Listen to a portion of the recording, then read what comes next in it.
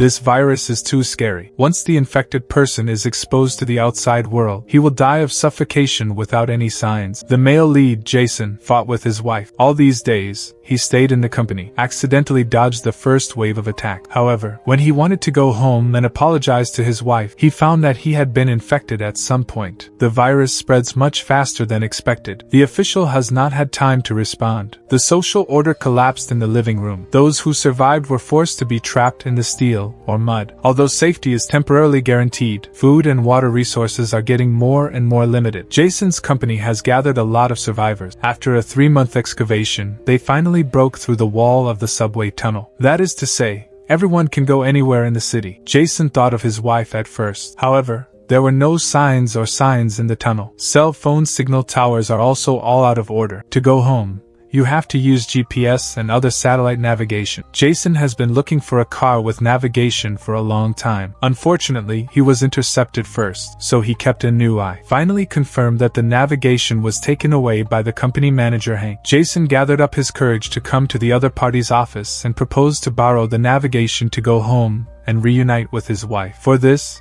he also took out the recently collected material as a reward. Unfortunately, in addition to the flashlight, Hank has no interest in anything else. It's useless to look at the soft film and the hard foam. Jason can only use the trump card. If you don't promise me, I'll tell everyone about the navigation. Hank's eyes are almost on fire, but in the end, he agreed to go with Jason. When everything is ready, the two of them embarked on an unknown underground journey. At this time, the subway tunnel has become a refuge for humans. The material shortage they face is more serious. Catching a mouse can make people happy for a long time. The two of them came to a subway station in a solemn way. Found more survivors here. It turned into a small market. The air is full of chaos and disorder. Just when they were distracted, a thief took away the backpack with navigation. The two of them worked hard to catch up. Passing through the crowded crowd, I didn't know that the subway station was upstairs. That's when I found out that the thief had an accomplice. Jason forced himself to calm down, trying to reason with the big brother with his head. As a result, he saw the other side of the scene. At this time,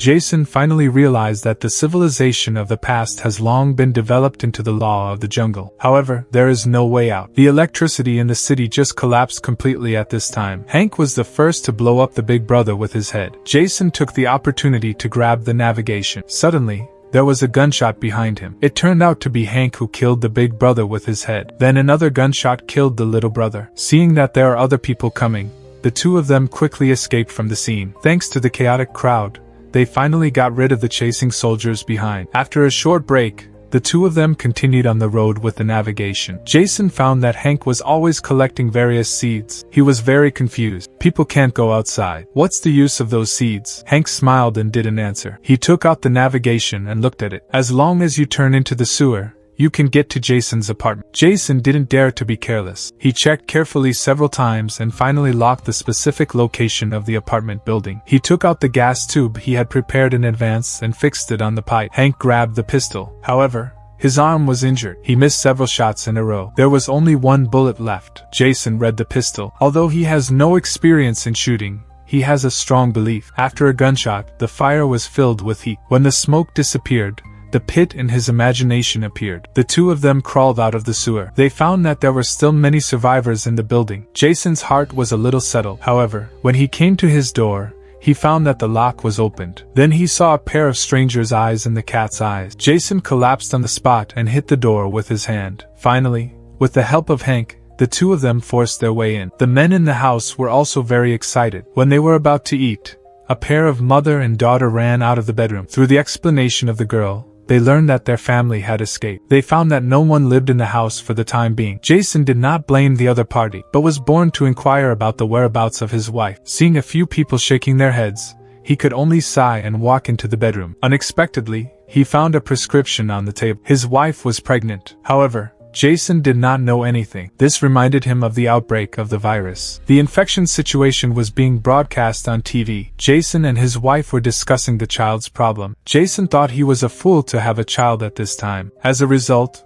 this sentence completely angered his wife. The two of them had a big fight. Jason thought his wife was unreasonable, so he went to the company to work overtime. As a result, this class has been married until the end of the world. During this time, he also called his wife. However, his wife's best friend answered the phone. Later, the mobile phone signal went out. The couple completely cut off contact. Jason took the diagnosis sheet and cried for an afternoon. You can imagine how sad his wife was at the time. Endless regrets and guilt swam to his heart, until Hank rushed in to remind him that their drinking water was leaking. Ordinary rainwater seems to be the right of life at the end of the day. When the two of them arrived at the lake, Jason waved goodbye to his houseguest. Since his wife was not here, he decided to go to the other party's workplace to see. However, Hank made a point. At first, he just agreed to send Jason home. Now that the task is completed, he needs Jason's flashlight to do his own business. Jason naturally refused. His wife and unborn child made him unable to care about the agreement. The two of them fought for a moment, until the flashlight was accidentally broken. They gradually calmed down. Hank said to Jason,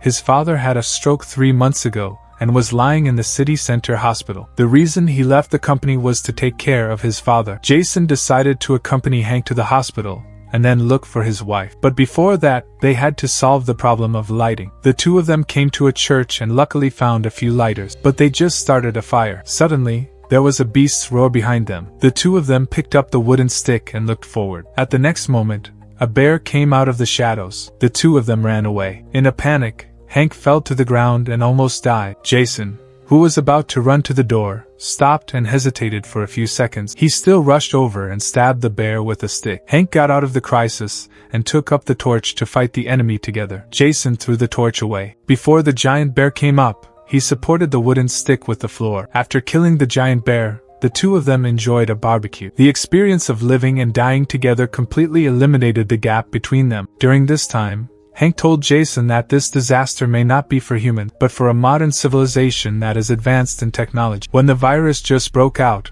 he heard from the radio that some primitive tribes and nomads were immune to the virus. The Chiba clan continued on their way. A flashlight flashed in front of them. The two of them suddenly went crazy. After all, some people are more terrible than the virus in the end of the day. Fortunately, the other party was just an ordinary refugee. Hank took the opportunity to inquire about the news, but he accidentally learned that a fire broke out in his father's central hospital. The man could hardly believe his ears. He hurriedly ran to the nearest exit and climbed to the top floor of the building. He saw that the large central hospital was now only left with thick smoke. Hank was completely desperate. He picked up the stool and smashed the window. Feeling the wild wind, Hank decided to say goodbye to this damn end of the day. Jason was nervous. While talking nonsense, he quietly approached. While the other party was distracted, he pulled the man back with a step. But even if he saved his life, he couldn't save Hank's broken heart. After calming down, he pulled out the seeds he had collected along the way. Hank said this was a continuation of hope. He hoped Jason could keep it well. In the end, Jason took the seeds and the navigation alone. Passing through the underground parking lot,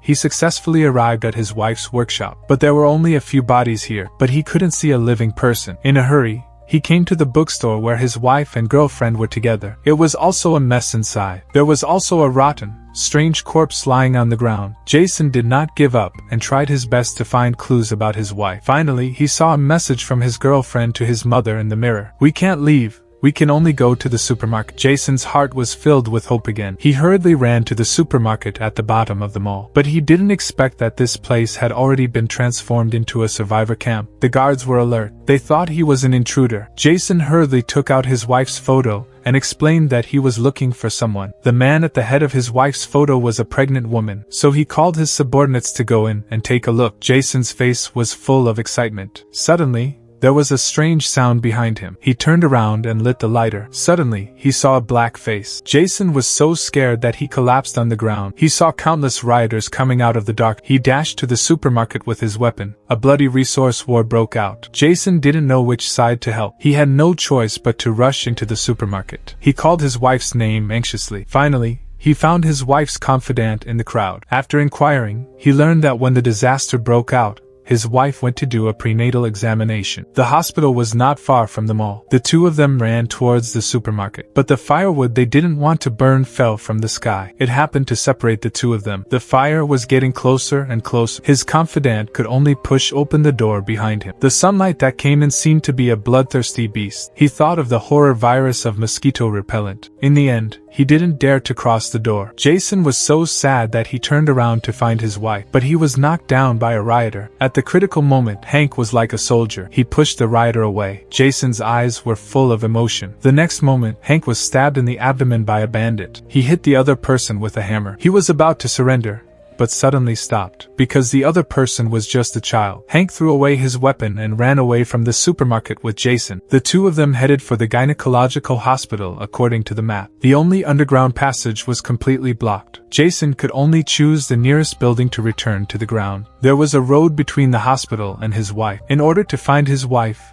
he searched through the glass window layer by layer. In the end, he really found his wife. At that moment, the couple burst into tears. But after a brief excitement, the cruel reality was in front of them. How should they cross that road? Jason wanted to find Hank to find a way, but he found that the other party was dying of blood loss. Hank told Jason to walk out of that door, because someone is waiting for you over there. He told Jason not to give up hope, because no one can guess what will happen in the future. After saying this, Hank closed his eyes forever. Jason calmed down and walked to the door in a hurry. Looking at the seed of hope in his hand, he pulled the door open. The moment he stepped on the road, a strong sense of suffocation came to him. Soon his spirit began to waver. Every step seemed to cross 100,000 mountains, but his eyes never left that shadow. Suddenly, Jason saw his wife's gentle smile. He thought it was an illusion, but he didn't expect that he really crossed the road. Jason and his wife finally reunited. Soon after, the two children were born. The seed left by Hank also grew fruit. Soon Jason was surprised to find that his child was not affected by the virus. Unconsciously, the earth seemed to have opened a new cycle of life, because any child born after a disaster can walk freely outside the house, and the survivors of Jason's suffering are still imprisoned in the cage of steel and mud. Maybe this is the real end of the world. This seemingly absurd virus disaster is actually a counterattack by civilizational change. Looking back, when we stay at home all day and use the internet to build social networks and feel the world through the screen,